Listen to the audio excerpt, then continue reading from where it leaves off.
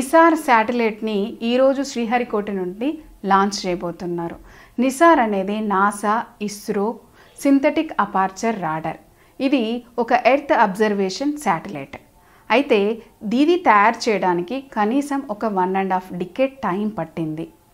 దీన్ని మొట్టమొదటిగా 2007లో ఒక US committee land, ice, vegetation వీటిలో ఎలాంటి మార్పులు వస్తున్నాయి, అలాగే వాల్కనోస్, ఎర్త్క్వేక్స్, ల్యాండ్ స్లైడ్స్ వీటి వల్ల ఎర్త్లో ఎలాంటి మార్పులు సంభవిస్తున్నాయి, అలాగే గ్లోబల్ క్లైమేట్ చేంజెస్ వల్ల కార్బన్ సింక్లో ఎలాంటి మార్పులు వస్తున్నాయి, ఇలాంటివన్నీ విషయాలు తెలుసుకోవడం కోసం ఒక మిషన్ కావాలని చెప్పారు.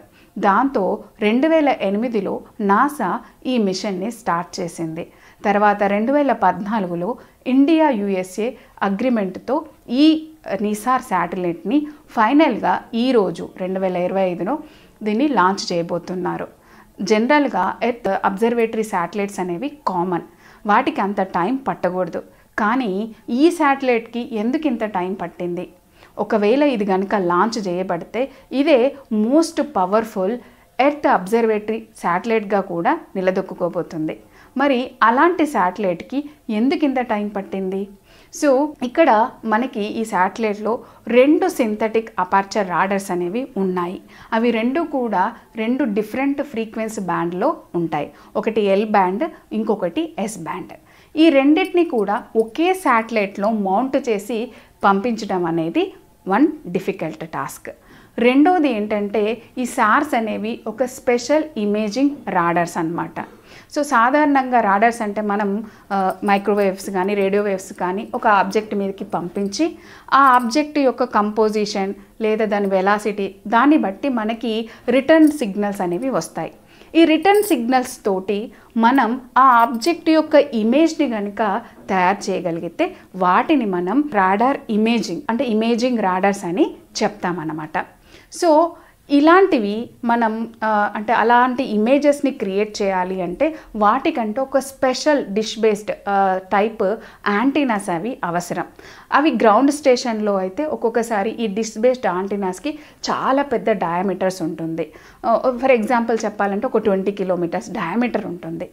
ఇదే టైపు మనం కనుక స్పేస్లో తీసుకెళ్ళాలి అంటే అది కుదరదు.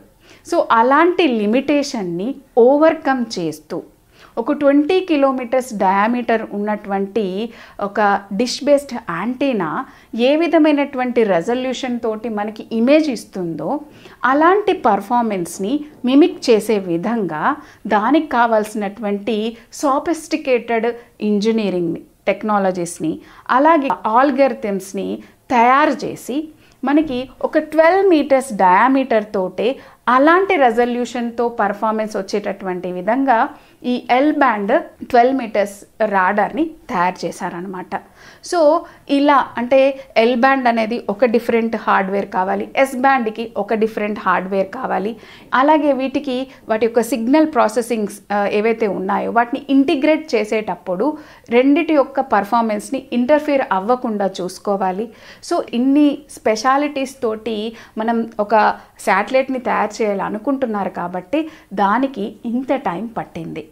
సో ఇలాంటి అంటే జనరల్గా ఎర్త్ అబ్జర్వేటరీ శాటిలైట్స్లో మనకి ఆల్రెడీ ఉన్నటువంటి ఎర్త్ అబ్జర్వేటరీ శాటిలైట్స్ మన ఇండియాలో అయితే ఇటు కార్టోసాట్ కానీ ఓసియన్ సాట్ కానీ వాటికి ఇలాంటి ఇమేజింగ్ రాడార్స్ అనేవి లేవు.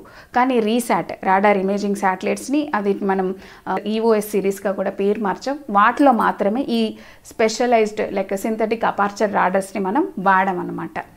సో ఇలా అంటే మనము ఇమేజెస్ని అంటే ఏదైతే మనం ఎర్త్ని అబ్జర్వేషన్ చేస్తూ అక్కడ చూసిన దాని ఏంటి ఇమేజ్ అనేది కూడా మనం చూడగలుగుతాం కాబట్టి దానికి ఇలాంటి స్పెషలైజ్డ్ టెక్నాలజీ అవసరం ఉండి దానికి ఇంత టైం పట్టింది. అయితే ఇప్పుడు ఇక్కడ మనకి 2 రాడర్స్ ఉన్నాయి. ఒకటి L band radar. L band రాడర్లో మనకి highest microwaves wavelength microwaves అనేవి ఉంటాయి. ఇవి డీప్గా పెనిట్రేట్ అవుతుందన్నమాట. అంటే ఫర్ ఎగ్జాంపుల్ ఇప్పుడు అమెజాన్ ఫారెస్ట్ లాంటి ప్లేసెస్లో మనకి చాలా స్ట్రాంగ్ కనపి ఉన్నప్పుడు లోపలికి ఎంటర్ అవ్వడం అనేది కష్టం అవుతుంది. సో అలాంటి ప్లేసెస్లో కూడా ఇది డీప్గా పెనిట్రేట్ అవుతూ చెప్పాలంటే ఆ ట్రీ ట్రంక్ యొక్క బయోమాస్ ఎంత ఉంది, సో దట్ మనకి కార్బన్ సింక్గా ఎంతవరకు ఆ ఫారెస్ట్ మనకి పనిచేయబోతుంది అనే విషయం పట్ల కూడా మనకి అవగాహన ఉంటుంది.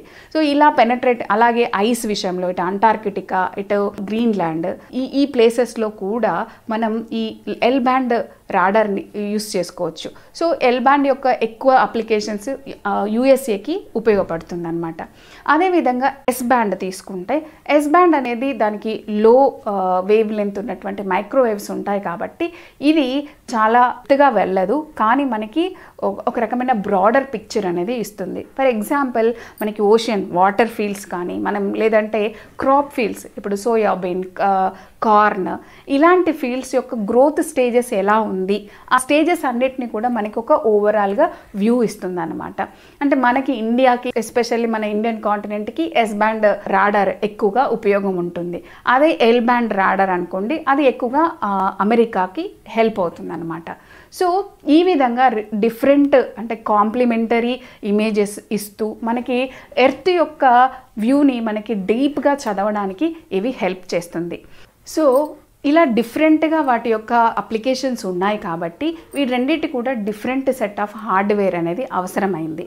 సో ఇక్కడ కొలాబరేషన్స్ వచ్చేసరికి ఎవరెవరు ఎంత ఇన్వెస్ట్మెంట్ చేశారు, దేనికి ఎవరెవరు వర్క్ చేశారు.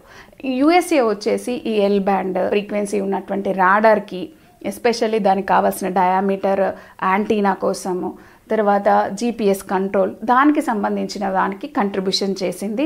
దీని ఇన్వెస్ట్మెంట్ వచ్చేసి ఒక $1.6 బిలియన్ ఉంది. అదేవిధంగా ఇండియాకి వచ్చేస్తే మనము ఇక్కడ మెయిన్గా ఎస్ బ్యాండ్ కోసం కంట్రిబ్యూషన్ చేసాము. దానికి కావాల్సినటువంటి రాకెట్ లాంచింగ్, ఇవన్నీ మనం దీనికి కంట్రిబ్యూషన్ చేసాం. సో ఇండియా వచ్చేసి మనం $90 మిలియన్ అమౌంట్ని ఇన్వెస్ట్ చేసామన్నమాట. సో మొత్తానికి ఈ నిసార్ అనేది ఇండియా యుఎస్ జాయింట్ కొలాబరేషన్. ఇది కనుక సక్సెస్ అయితే the most powerful earth observation శాటిలైట్గా నిలుస్తుంది. అంతేకాదు ఇద్దరు కంట్రీస్కి కూడా డిఫరెంట్ గ్రౌండ్ స్టేషన్స్ ఉన్నాయి ఆపరేషన్స్ కోసం. కాబట్టి ఎవరి పర్పస్కి కావాల్సినటువంటి అబ్జర్వేషన్స్ చేసుకుంటూ దాని యొక్క అడ్వాంటేజెస్ని మనం బెనిఫిట్ పొందవచ్చు.